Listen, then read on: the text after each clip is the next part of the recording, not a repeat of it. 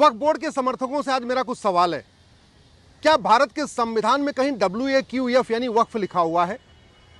क्या भारत का संविधान मजहब के आधार पर कानून बनाने की परमिशन देता है? क्या भारत का संविधान मजहब के आधार पर बोर्ड बनाने और मजहब के आधार पर ट्रिब्यूनल बनाने की परमिशन देता है? क्या भारत का संविधान मजहब के आधार पर मंत्रालय बनाने और मजहब के आधार पर कोई योजना बनाने की परमिशन देता है? सच्चाई तो यह है कि भारत के संविधान में केवल चैरिटी लिखा हुआ है, इंडाउमेंट लिखा हुआ है। लिस्ट 3 इंटी नंबर 28, शेड्यूल 7 के लिस्ट 3 के इंटी नंबर 28 में केवल चैरिटी लिखा हुआ, इंडाउमेंट लिखा है। इसका मतलब भारत का संविधान यूनिफॉर्म चैरिटी कोड बनाने की इजाजत देता है और यूनिफॉर्म इंडाउमेंट कोड बनाने की इजाजत देता है। हिंदी में उसको कहेंगे समान दान संहिता और समान धर्मस्थल संहिता। भारत का संविधान तो वक्फ बोर्ड, वक्फ ट्रिब्यूनल बनाने की इजाजत ही नहीं देता। मजहब के आधार पर कोई भी योजना बनाने या कानून बनाने या बोर्ड बनाने या ट्रिब्यूनल बनाने की इजाजत नहीं देता है। और वैसे भी भारत के संविधान में 1976 में सेकुलर शब्द भी जोड़ दिया गया, और सेकुलरिज्म का मतलब ही होता है कि जो भी कानून हो वो रिलीजन न्यूट्रल होना चाहिए। मजहब के आधार पर कोई कानून हो ही नहीं सकता। संविधान पहले भी इजाजत नहीं देता था, लेकिन सेकुलर शब्द जोड़ने के बाद तो एकदम कंफर्म हो गया। और सबसे बड़ी बात, वक्फ बोर्ड के सारे मेंबर मुस्लिम्स, और उनकी सैलरी कहाँ से आता है, उनका पेमेंट कहाँ से आता है, वो जनता के टैक्स के पैसे से, जो इनकम टैक्स देते हैं, GST देते हैं, वहाँ से पैसा आता है। और आर्टिकल 27 कहता है मजहब के आधार पे आप पैसा भी नहीं खर्च करेंगे। तो आर्टिकल 14 का वायलेशन हो रहा है, जो कहता है equality before law, equal protection of law. संविधान के आर्टिकल 15 का वायलेशन करता है वक्फ बोर्ड, वक्फ ट्रिब्यूनल, जो कहता है आप मजहब के आधार पर भेदभाव नहीं करेंगे।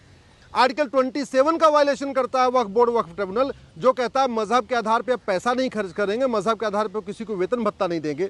और सबसे बड़ी बात, ये वक्फ बोर्ड, वक्फ ट्रिब्यूनल केवल अनकॉन्स्टिट्यूशनल नहीं है, अन इस्लामिक है और अनकुरानिक भी है। क्यों? क्योंकि वक्फ का मतलब होता है दान करना, वक्फ का मतलब होता है चैरिटी करना। और दान क्या की जाती है? जो कुछ अपनी ज़मीन हो। अगर मैं कोई ज़मीन वक्फ कर रहा हूँ तो या तो अपनी पुश्तैनी ज़मीन में वक्फ कर सकता हूँ, या जो मैंने अपनी गाढ़ी कमाई से कमाया, जो गाढ़ी कमाई से अपनी ज़मीन खरीदी, उसको मैं वक्फ कर सकता हूँ। नाजायज़ तरीके से ली हुई ज़मीन कभी वक्फ हो ही नहीं सकती, किसी दूसरे की ज़मीन वक्फ हो ही नहीं सकती। अवैध तरीके से हड़पी गई ज़मीन कोई वक्फ हो ही नहीं सकती। किसी का हत्या करके, किसी का मर्डर करके, किसी के तलवार के दम पे छीनी गई ज़मीन वक्फ हो ही नहीं सकती है। और जब वक्फ हो ही नहीं सकती तो ये जो गोरी, गजनी, कुतुबुद्दीन ऐबक, इल्तुमिश, खिलजी, तुगलक, लोधी, नादिर शाह अब्दाली, होशंग शाह, आदिल शाह, बुरहान या बाबर, हुमायूं, अकबर, शाहजहां, औरंगज़ेब, हैदर, टीपू, इनकी जो ज़मीन थी जिसको इन्होंने वक्फ घोषित किया, वो किया कैसे? भाई, ये जितने भी वहशी दरिंदे थे, इन्होंने कोई मेहनत से ज़मीन कमाई नहीं। ये सारी की सारी ज़मीन भारत के लोगों की थी। ये जितने वहशी दरिंदे थे, इन्होंने न ज़मीन खरीदी अपनी मेहनत से, अपनी मेहनत के पैसे से, और न किसी ने उनको अपनी इच्छा से उनको दान किया। अगर किसी भारत के आदमी ने अपनी ज़मीन अपनी इच्छा से इनको दिया होता तब तो वो वक्फ कर सकते थे, लेकिन ऐसा तो है नहीं। इन वहशी दरिंदों ने केवल तलवार के दम पे भारत के लोगों की ज़मीन छीना, हत्या करके छीना, बलात्कार करके छीना, धमकी दे के छीना, मर्डर करके छीना। तो छीनी हुई ज़मीन वक्फ नहीं होती है। वक्फ केवल अपनी पुश्तैनी ज़मीन होती है या अपनी गाढ़ी कमाई से खरीदी गई ज़मीन ही वक्फ होती है। यहाँ की ज़मीन न इन वहशी दरिंदों की पुश्तैनी ज़मीन थी और न उन्होंने अपनी गाढ़ी कमाई से खरीदा। सबसे बड़ी बात, केवल जो पाक ज़मीन होती है, जो पाक पैसा होता है, वही वक्फ किया जाता है। नापाक ज़मीन, नापाक पैसा वक्फ नहीं किया जा सकता। एक तरफ हम कहते हैं हिंदू, जैन, बौद्ध, सिख काफिर हैं, एक तरफ कहते हैं हिंदू, जैन, बौद्ध, सिख नापाक हैं। तो जो हिंदू, जैन, बौद्ध, सिख नापाक हैं, उनकी ज़मीन भी नापाक है। अब उनकी ज़मीन भी नापाक है तो वक्फ कैसे हो सकती है? सबसे इम्पोर्टेंट, इस्लाम में मज़ार बनाना, मज़ार पे जाना हराम है, दरगाह पे जाना, दरगाह बनाना हराम है, पक्का कब्रिस्तान बनाना हराम है। इसीलिए खाड़ी देशों में जहाँ से इस्लाम शुरू हुआ, दुबई, कुवैत, अरब अमीरात, बहरीन में कहीं एक भी मज़ार नहीं, एक भी दरगाह नहीं, एक भी पक्का कब्रिस्तान नहीं। और भारत में वक्फ बोर्ड मज़ार दरगाह को भी वक्फ प्रॉपर्टी डिक्लेयर कर दे रहा है। तो इस्लाम के हिसाब से जो चीज़ नापाक है, जो चीज़ नाजायद है, उसको भी वक्फ बोर्ड जायज़ करा दे रहा है। इसलिए मैं कह रहा हूँ ये वक्फ कानून, वक्फ बोर्ड और वक्फ ट्रिब्यूनल पूरी तरीके से अन इस्लामिक है, अन कुरानिक है, अनकॉन्स्टिट्यूशनल है। एक और चीज़,